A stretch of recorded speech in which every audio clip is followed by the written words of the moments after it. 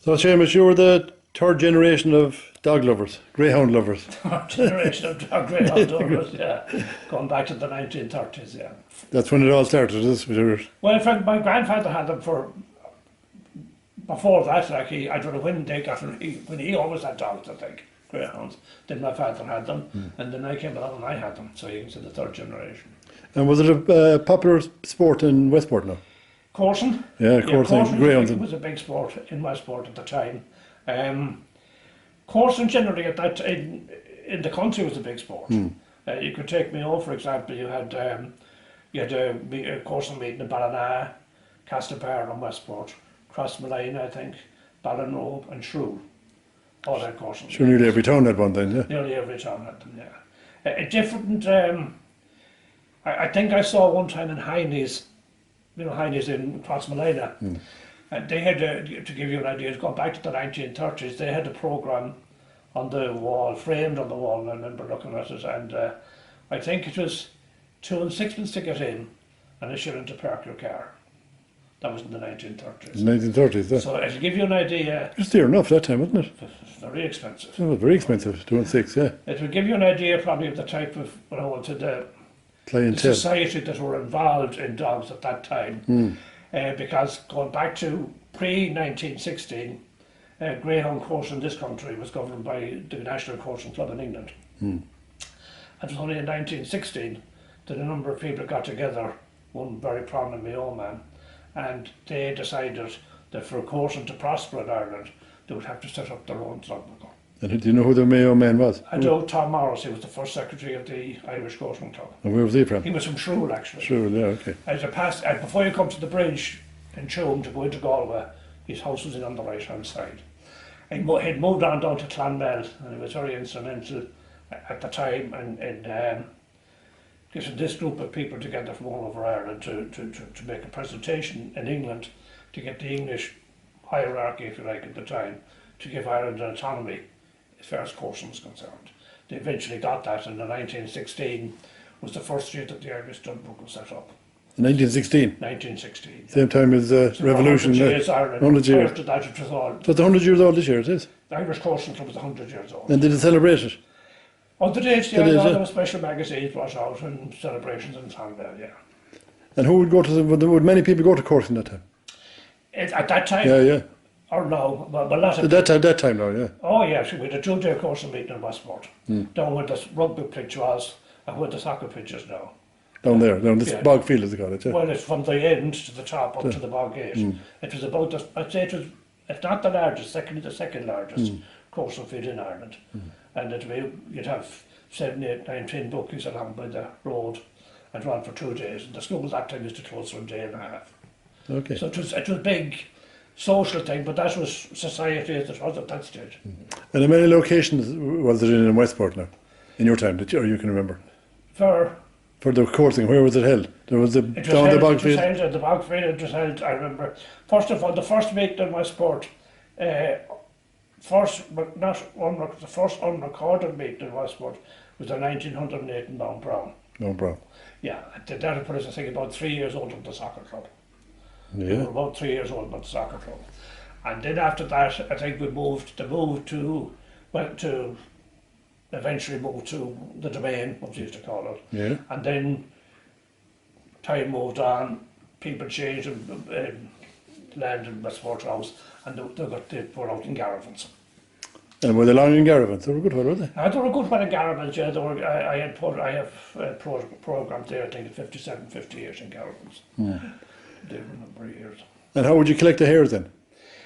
Well, the hares are collected netting hares. You have to have a license from the department to net hares, first of all. Nowadays? Oh, every day. Or did you always have to have that? Oh, you always had to have that. You always have that, yeah. Oh, yeah. They were normally issued in September and they expired in March. And each coursing club got a license from the department to net hares. They were the only people allowed to net hares. And how many would you need for coursing? For coursing for a day or two, yeah. Normally most coursing meetings are probably about, I think they're limited to about 40 courses a day. That would be 40 hares plus 10. It should be 40. So 60 or 70 hares will get you through a 2-day meeting. And would it take you long to collect 60 or 70 hares? at one time it wouldn't, but it take you longer now. That time we used to do, say, up to Ballinrobe, Dunmore into Tuam, all along that way. We had certain beats along there, and 3 or 4 Sundays, all going well, you'd correct that number of hares. Now, most of the hares are corrected out in the Louisburg area. Okay. Yeah. And you wired them up for a few days beforehand, would you? They were put into an escape, yeah, and trained, and fed, and dosed. You know, you get special doses for them for fluke and that type of thing. Would you treat them? You would, yeah? Oh God, yes, yeah.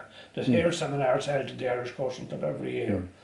People are brought down to show how to box hares, train hares, dose hares, and that type of thing. Now you have to vets there with the department officials before you can run a course meeting. The department officials will check the number of hares you have. The vet will be there to check them, and if they're not suitable, you won't be allowed to course them. Okay. And would many get killed in a day now, generally? Not generally, no. Generally, I think if you go to a meeting and you saw 2 or 3 brought down, you'd be doing exceptionally well, I think. Okay. The national meeting, I think in Clonmel, you could go through 3 days there and you wouldn't have 6 or 7 hares pulled down. Okay. And there was a bit of resistance from the animal rights thing there, developed in there over time. And the animal rights came into being, and that was the one reason why we had problems in Garrawanfield at that time, and that's understandable, because the animal rights at that time were very vociferous and very active in threatening people's property and land and one thing and the other. But that seemed to die down. They're still very active in certain areas, but that all seemed to disappear. And I think it had probably one good thing is from Corson's point of view, that if you antagonise people enough, the more you antagonise them, the stronger they get. Yeah. And the more legislation is brought in. And, if you left them, I often thought if Corson was left alone, it could probably just fade away. But the more they were antagonised, the stronger clubs got, the better organised they got. And, it had an adverse effect, I think, in one sense. On the animal rights people themselves, eh? They're still there, yes, the animal rights. Did they ever come to Westport? Did they ever protest in Westport now? They didn't protest in Westport, but they did send threatening letters to one of the courses, without mentioning caravans, they did send threatening letters to them. They came here to the house, and we moved on then down to Tubbercurry. You bought a bit of land down in Carnaclay? We did. We bought a farm down in Carnaclay. I think I was president of the Irish Coursing Club at the time, and the Irish Coursing Club were fostering the idea of as many clubs buying their own fields if possible, or buying land that might be suitable. So we bought that land down there with grants we got from the Irish Coursing Club and confined draws. But it didn't turn out to be a success, and they said that the land wasn't suitable, though we had quite a number of engineers up there to look at it. And who said it wasn't suitable? Well, it's a debatable question as to who said it wasn't suitable. Because some people said that it was too soft, and fellas that had dogs would tell you that's the kind of field we wanted. But it was, I think if you reclaim land and you don't look after it, it's inclined to go back to the original. Back to the rushes. Yeah. That place did look damp, didn't it? Sorry? It looked damp. It was damp. It was damp, yeah. We had engineers up from, or not engineers, but drainage experts up from Clonmel, from the Irish Coursing Club, who drained the race course at Clonmel, and they said there was no problem because you had the main drain going down one side. And it was really a question of putting in suitable drainage to drain it out into the main drain going down on the right hand side as you look up the field. And how big was it, the area? I think at the time it could have been 50 or 60 acres. It was a big field, wasn't it? Yeah, it was really a big field. Well, you had the field and 2 fields behind it as well. And would you put them all into one then, was it? Well, no, we didn't. We actually had one, and then we had 2 where the hares, the big pen for the hares. Oh, okay, right. So they actually went through the fence into a big pen on the other side. And did you run any coursing on it ever? Oh, we'd run a couple of bits until we I think in 87, 89, I think. Okay, right, yeah. So it worked out well in the end anyway? Well, financially, yeah.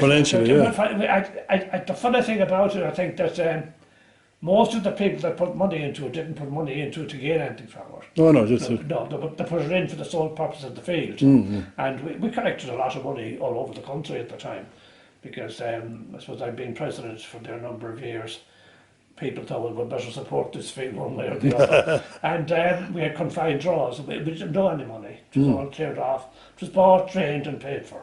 How much did you pay for it when you bought it? Sorry? How much did you pay for it? I think we paid about 10 or 11,000. How much did you get for it? Oh, couple of million, I think. Couple of million, yeah. You were shareholders in that one, there, or? We were all shareholders. So you done all right in the end of the day.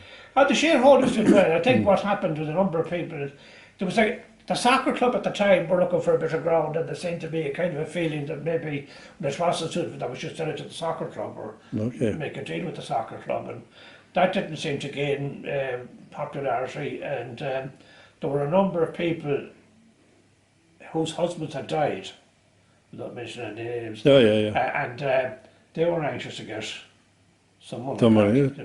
Fair enough, and if they put in a share like for whatever, for a couple of hundred, they might be getting 10, 15, 20,000 back. So to them at that particular time it was a lot of money. So that kind of, moved on, and that thinking came into the club, came into the people. That was it. Did you ever have a really good dog? Me personally, no, I didn't have any good dogs. No, we won Duffer Stakes and won a lot of races tracking. Were there ever a good dog in Westport?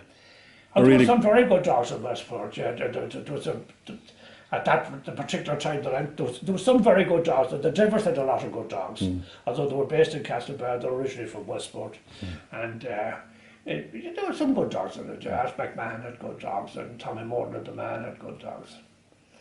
And who were the big dog people in Westport over the years now? Well, I suppose the main family that I would remember would be the Devers. That village, they lived on Peter Street. And no, they lived on Tubber Hill, the bottom of Tubber Hill there. And they had a lot of dogs. There was a family, a gentleman called Johnny McHale. The town hall is looking at the town hall, there's a shop on the left hand side. He had a big ice cream parlor. McDonald's one, yeah. He had a lot of greyhounds, good greyhounds. Alf McMahon, the school teacher, Tommy Morton the man, and the Gerard Hoban's people, and a lot of the key people had dogs. There was a lot of dogs around, a lot of people had dogs at that time. Does it take much to keep a dog, does it? Is it hard to keep a dog? Well, I was looking at an article in today's Greyhound and Sport and Press, and it showed a man that came into dogs by accident, and he is set up in the north of Ireland, and it's a farm, and to just put it into perspective, I think he has 3 of his own gallops, ranging between 300 to 400 yards, an all weather, a grass, and a kind of a water gallop, plus his own kennels, plus this, plus that. So it has come from, let's say, the ordinary man having a greyhound, to the man that is capable of having many greyhounds with the facilities to match them. It's a lot different now. Big business. It's a big business. It's a lot different now than it was 10 or 15 years. You could have a greyhound one time when I had them, open the kennels down there, down through the land, and you were gone. It's all changed now. You can't just go across people's land like you could then. Yeah, things have changed that way, all right, haven't they? Yeah.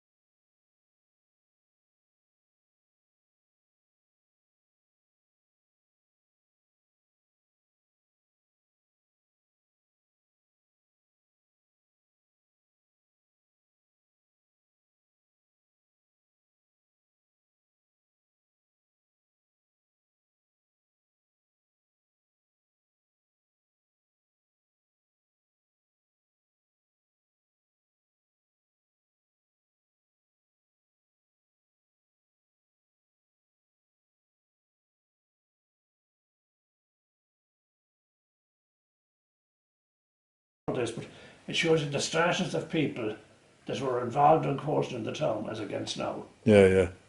Different. Can you see it? With the names? I have the names, yeah. You have the name. And the photograph, yeah. We'll have a look at it, yeah.